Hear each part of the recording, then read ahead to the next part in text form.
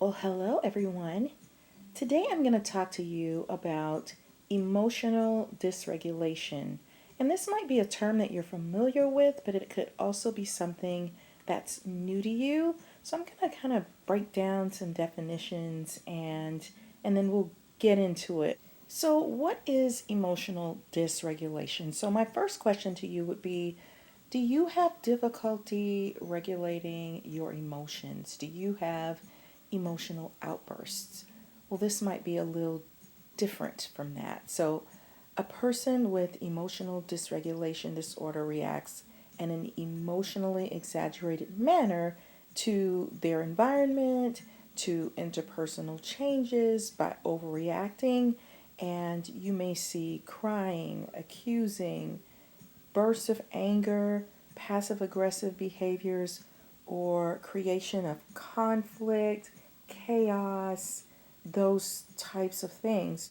It's not usually associated with just I have a hot temper. It's that term is associated with specific disorders like borderline personality disorder, bipolar disorder, post traumatic stress disorder. You can even see some of this in children with ADHD. Now, I do have videos on borderline personality disorder and bipolar disorder, so you can look at those videos and go more in depth. But borderline personality disorder is a mental disorder that impacts a person's personality, and that's why you're going to find challenges in getting along with this person. And it's characterized by unstable moods, behavior, and relationships. And symptoms may include risky behaviors, self harm, or a distorted self image. Bipolar disorder is a disorder associated with episodes of mood swings ranging from depressive lows or manic highs. So they oscillate between the two, and the person, you may see symptoms like an elevated mood or risky behaviors or intrusive thoughts.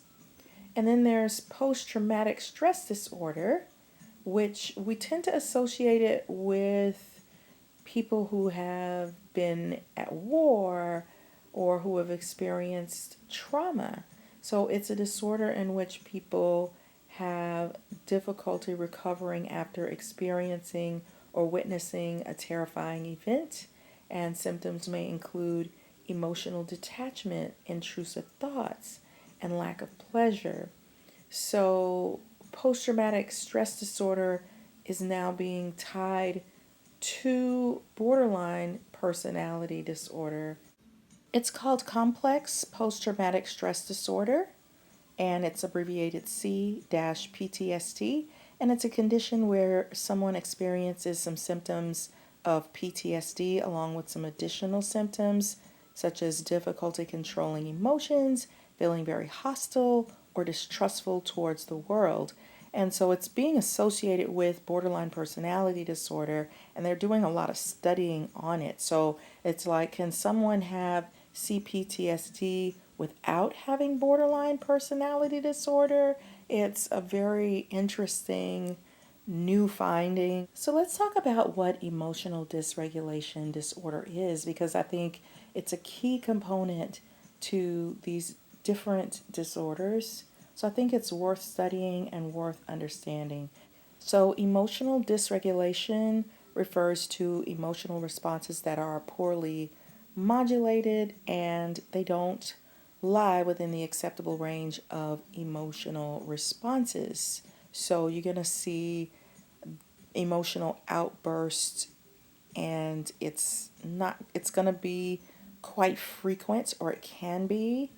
And these emotional outbursts are associated with psychological trauma. It could be brain injury or chronic mistreatment of someone when they were children. So it's associated with child abuse or neglect.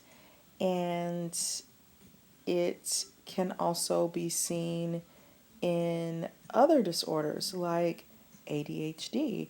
And that's a fascinating area to look at because I've worked with children who people have thought this kid is not ADHD because they're not flying all over the place all the time. But if you look very closely, they are wiggling a lot more than other kids. And a big clue is emotional dysregulation. And that's just something that I've always noticed. And it seems to go undetected, or it gets misdiagnosed as anger, or something associated with anger instead of the ADHD. But I've seen many children with ADHD have huge emotional outbursts and difficulty controlling their temper. So that could also be a clue that a kid is actually ADHD. Sometimes the anger is triggered because you're asking them to work for a long period of time, and that is very difficult and agitating to a person who has ADHD. It can also be associated with autism or reactive attachment disorder. You can also see this in fetal alcohol disorders. It's hypersensitivity to emotional stimuli, and it makes it difficult for a person to return to their normal emotional state. And it can also be associated with problems in the frontal cortex of the brain, which in my borderline videos, I talk about how the frontal cortex wiring in the brain can be formed around experiences that someone has in childhood, because your brain is still developing, and so your brain is depending on healthy bonding with parents and positive environmental stimuli and all of that stuff. And so when things happen, abusive situations, or a parent gets sick and they're not bonding, then it can create issues with the frontal lobes.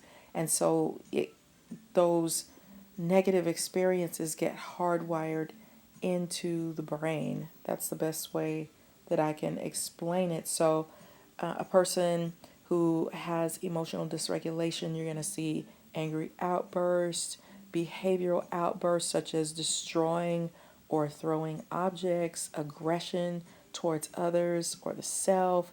In borderlines, they make suicidal threats, and it can lead to behavioral problems that interfere with social interactions and relationships at home and in school and in the workplace. So if you're dealing with someone who has problems regulating their emotions, there's going to be some difficulty with connecting with that person. It's going to be hard to get along with them sometimes, and it's going to be very confusing. It can be extremely painful for the person on the receiving end of that. Like, what did I do? Sometimes that person will withdraw from you for days or hours, and you're like, what in the world is going on? And sometimes they can be easily triggered. So if you look at a person with borderline personality disorder, they can also be highly sensitive to criticism. So they can take something that you're not meaning at all and heighten it and twist it and become very angry and have outbursts. And also with bipolar, you can see emotional dysregulation triggered in the smallest things. They might be cold, they might be hot, that it could be the tiniest thing, but the reaction doesn't make sense. You could be having a really nice time, a pleasant time, and they are triggered. And for example, a borderline person, they're going to have a heightened sensitivity to abandonment issues. So if they are feeling afraid of being left or abandoned, you may see this triggered in them. For people who have emotional dysregulation problems, it's an intense feeling of anger and frustration and agitation, irritability. It's very intense. It's almost like the brain shifts and all of a sudden they're in this intense angry mode. They could be asking you to do something and it turns into hostility and frustration. And it's a bigger response than if you just have a hot temper. Like that could be confusing for some people. Some people can have a hot temper because maybe they have they're modeling behavior from a parent who had this issue, or they've gotten away with bad behavior. They want their way.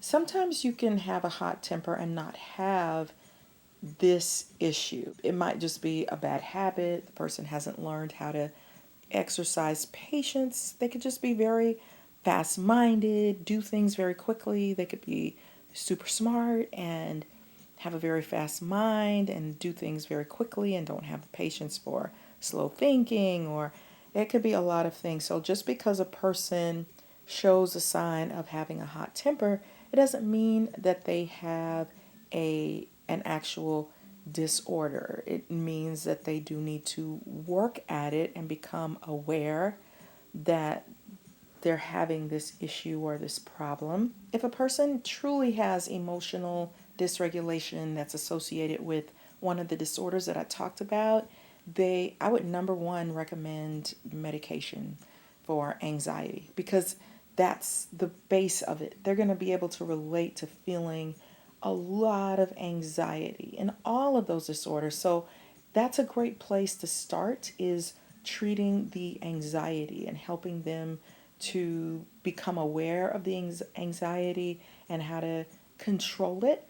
But medication, even if it's a low level dose of medication, can do wonders even for people with the personality disorder, borderline personality disorder, which is said to not have a cure, but boy, they can feel so much better with medication that treats anxiety. So some other things they can do is they have to learn to think before they speak.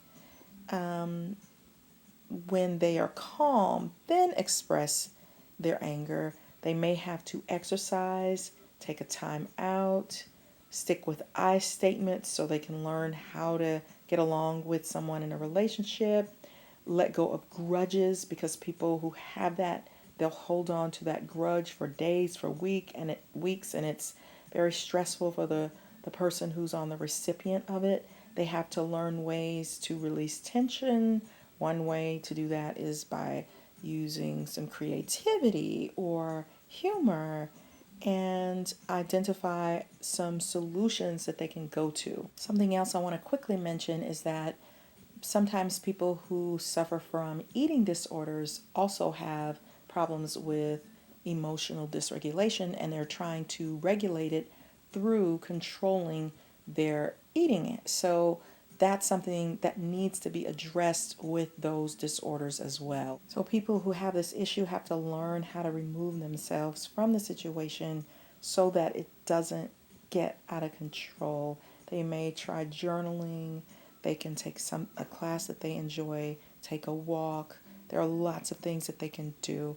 But if we want to get a handle on many disorders, we have to start with emotional dysregulation.